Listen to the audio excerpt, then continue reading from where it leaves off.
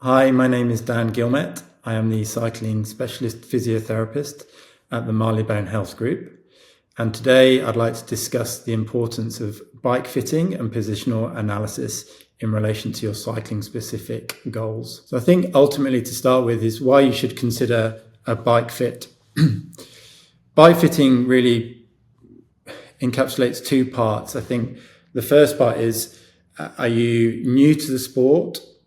Or the other side of bike fitting is more around positional analysis, whereby we're looking at a specific performance related goal and how can we use the tools that are part of a bike fit process to analyze your position to optimize your efficiency and performance. So just dialing back a bit really to considering a bike fit when you're new to the sport. There are a few principles that we would look at. The more comfortable you are, the more you're going to enjoy what you're doing. Whether that's just starting out with your local club or just getting out in the hills and just getting on the bike and introducing yourself to the sport. Another key element is really looking at injury prevention. Ensuring that when you have bought a new bicycle, you're starting to increase your time on the bike, that it is initially set up in a way that it's going to reduce any overload to areas such as your lower back, your knees, and other common areas such as your upper spine and your neck.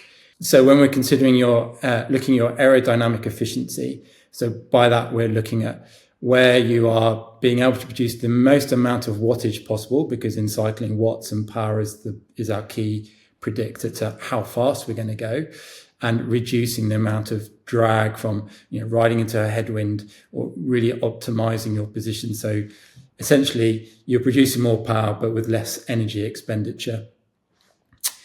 So a prime example for that would be an athlete who is looking at improving their cycling part of the triathlon, or somebody who is a high level racer. So for instance, I work a lot with World Tour professional cyclists. So that is a key area where we would be looking at in a wind tunnel, for example, around reducing all the external factors to ensure that they are the most efficient athlete as possible.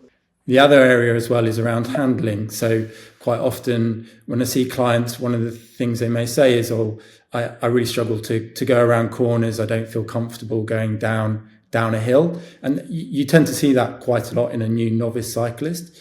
But ultimately we can make changes to that, or a bike fitter can make changes to that by looking at the interface around your handlebars and the stem and the reach of the bike. So how far away the handlebars are from your saddle. When we look at the principles of bike fitting, really we are looking at those kind of key interfaces around how somebody sat on the saddle, looking at the pedal shoe interface, and looking at your foot biomechanics, and then also looking at the reach. So quite often people may complain of hand wrist pain, and it'll all be because of where their position is, how much load of their body weight potentially they're putting onto their bars, or an incorrect bike fit that's making them sit a lot more upright and causing discomfort and extra stress on other areas of the kinetic chain.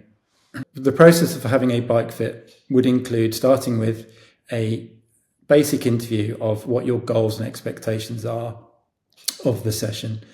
So whether that's related to you're new to the sport and you're looking at specific targets, so you're going to do a sportive ride, so they're very commonplace now. So if you're going to do a long distance ride as part of a charity ride, for example, we want to make sure that you are comfortable on the bike and looking at injury prevention, because you're going to be increasing that amount of load and time you're doing in a very fixed position.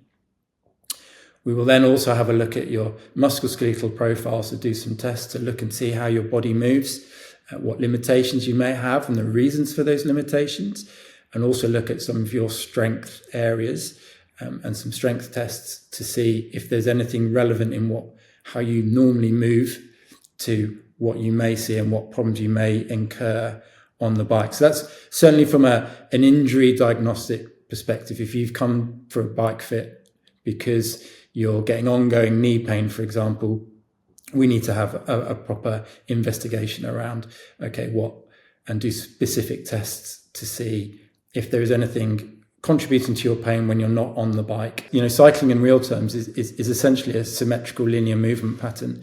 And there are ways in which bike fit processes change depending on the level of the bike fitter that you go and see. But for example, a more advanced bike fit process would use three-dimensional kinematic video analysis, so we can actually look at your joint angles and movements and really investigate the interaction of your body in a certain position, and then make real-time changes based on objective kinematic data to improve your position. And whether that's also, like I say, from a injury diagnostic perspective, where you may only get pain when you're riding but never doing anything else, then there will be a key element that is around your bike position that's contributing to that pain. So what we might normally see is it could be your cleat position, the saddle position. Quite often knee pain will be related to your saddle height, whether it's too high or too low. But just having that extra diagnostic tool can be really, really beneficial. Ultimately, the bike fit process involves it's multifactorial, and each layer adds in together to provide you with all the relative information to ensure that you are optimizing your efficiency on the bike, and also trying to minimize any risk of load related injury.